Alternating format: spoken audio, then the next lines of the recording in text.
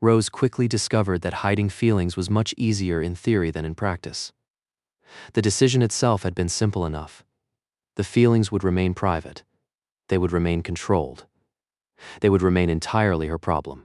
Once made, the solution felt sensible, responsible, and mature.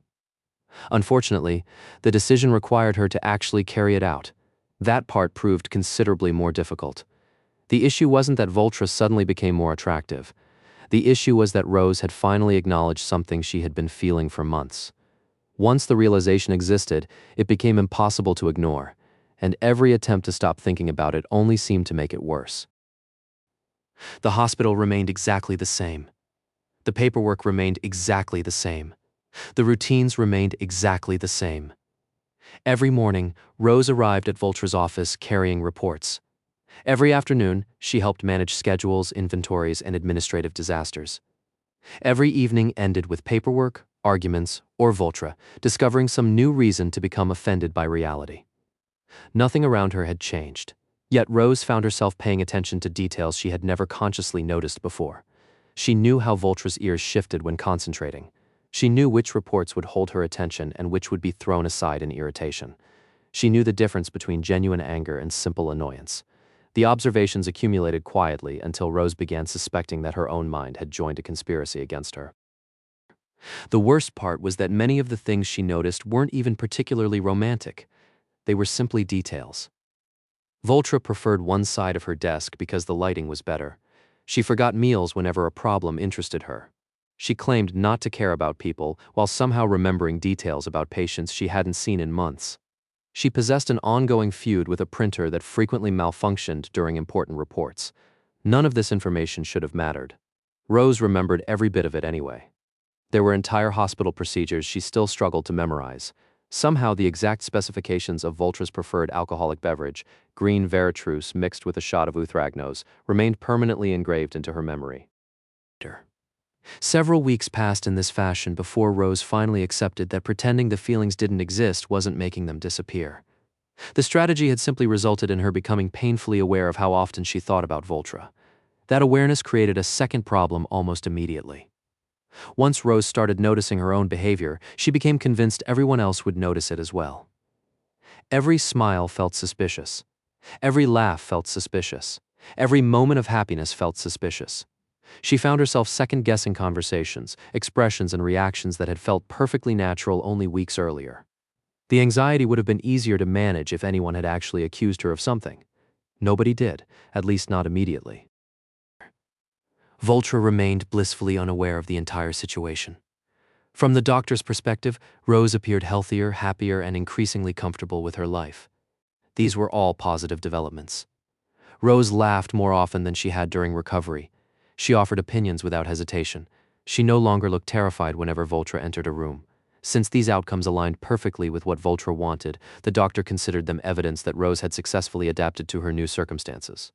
The misunderstanding only encouraged the problem. Every sign that Voltra interpreted as confidence felt very different from Rose's perspective. One afternoon, they spent nearly the entire day dealing with the consequences of a scheduling disaster involving multiple departments. Patient evaluations ran late. Reports arrived in the wrong locations. Several administrators attempted to solve problems by creating additional paperwork.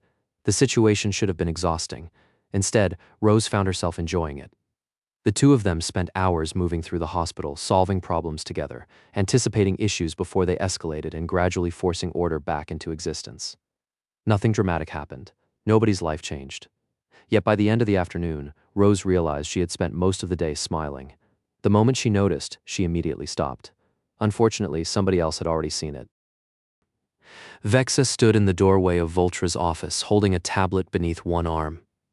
The nurse had arrived quietly enough that neither of them noticed her at first. Rose looked up from the reports she was organizing. Vexa looked back. Nothing happened for several seconds. Then the nurse glanced toward Voltra, who remained completely absorbed in a medical file before returning her attention to Rose. The expression that followed was extraordinarily dangerous. Not because it was hostile, because it was known. Rose immediately returned her attention to the paperwork.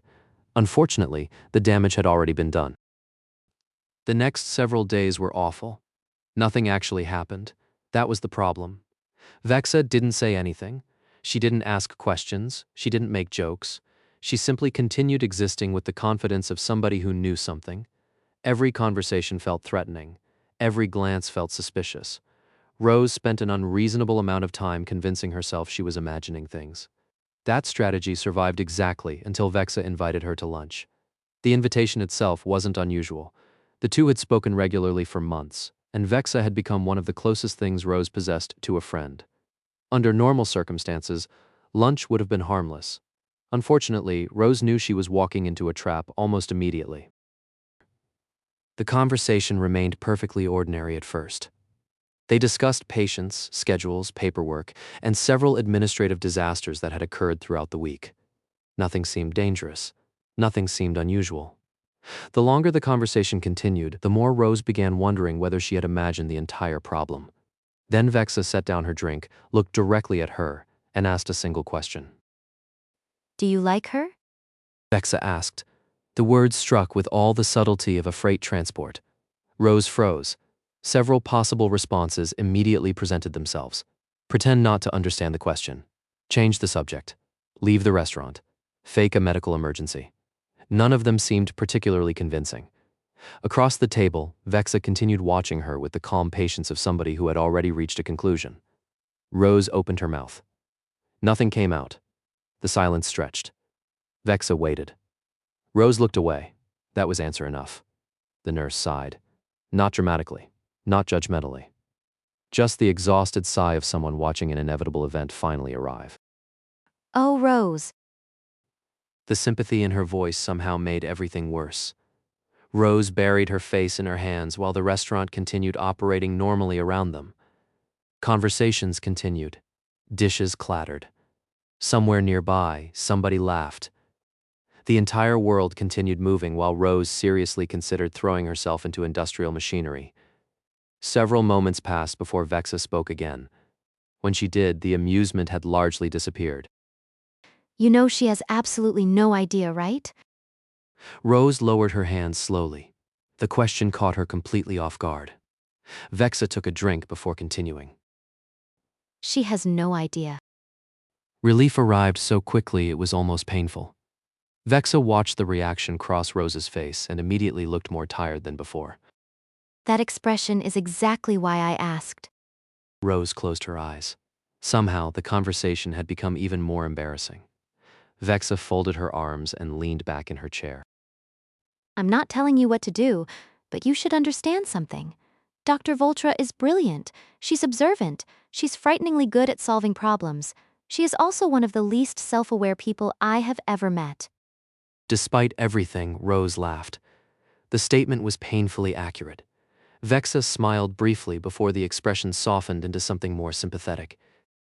If you spend years hoping she figures this out on her own, you're going to be disappointed.